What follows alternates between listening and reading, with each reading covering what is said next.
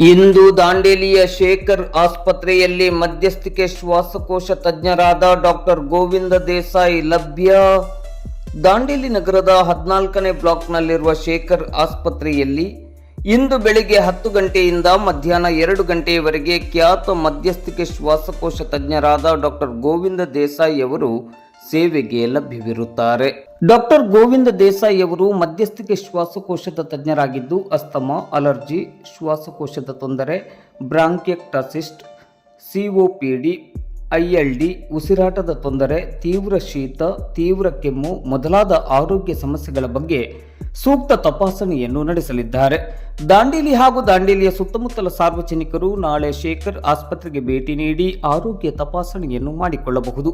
Doctor Govinda Desai ಅವರು ಪ್ರತಿ ತಿಂಗಳ 2ನೇ ಶುಕ್ರವಾರ ಬೆಳಿಗ್ಗೆ 10 ಗಂಟೆಯಿಂದ ಮಧ್ಯಾಹ್ನ 2 ಗಂಟೆಯವರೆಗೆ ಶೇಖರ್ ಆಸ್ಪತ್ರೆಯಲ್ಲಿ ಸೇವೆಗೆ ಲಭ್ಯರಿದ್ದು, ಇದರ ಪ್ರಯೋಜನವನ್ನು ದಾಂಡೇಲಿ ಹಾಗೂ ದಾಂಡೇಲಿ ನಗರದ ಸುತ್ತಮುತ್ತಲ ಸಾರ್ವಜನಿಕರು ಪಡೆದುಕೊಳ್ಳುವಂತೆ ಶೇಖರ್ ಆಸ್ಪತ್ರೆಯ ಮುಖ್ಯಸ್ಥರಾದ ಡಾಕ್ಟರ್ ಶೇಖರ್ ಹಂಚಿನಾಳ್ ಮಠ್ ಅವರು ಮಾಧ್ಯಮದ ಮೂಲಕ ವಿನಂತಿಸಿದ್ದಾರೆ.